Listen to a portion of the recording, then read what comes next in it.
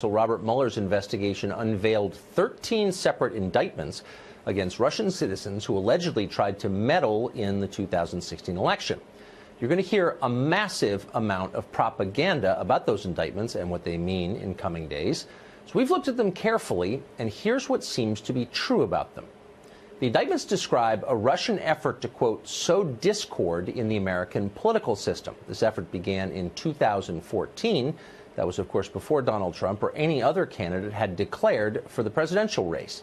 The effort didn't seem to have a particular ideological agenda. The point was to stir up trouble. During the 2016 race, these 13 Russians allegedly ran Facebook ads and tried to organize events that criticized Hillary Clinton and supported Donald Trump. But the Russians also supported some left-wingers like Bernie Sanders and Black Lives Matter. Hillary Clinton was the front runner for most of the race, and they wanted to yank her chain, and they did.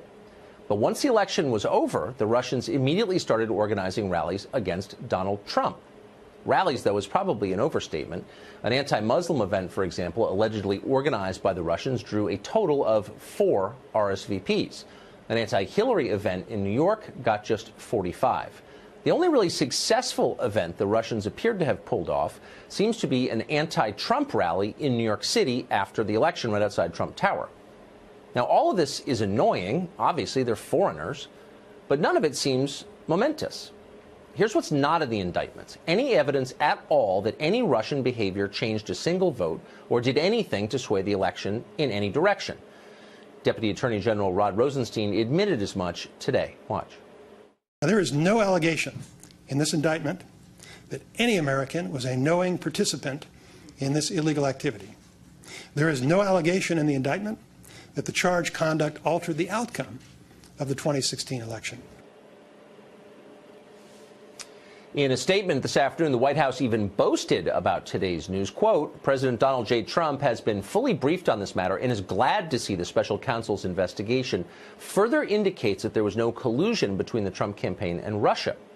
And that's basically true. Close to 20 people have been indicted in this investigation so far. Still not a single piece of evidence that the Trump campaign colluded with Putin. Collusion, you'll remember, was the reason we supposedly needed this multi-year, multi-million-dollar investigation in the first place, the one that has basically ground Washington to a halt and put your concerns on the back burner. And yet the evidence unearthed so far suggests precisely the opposite of collusion.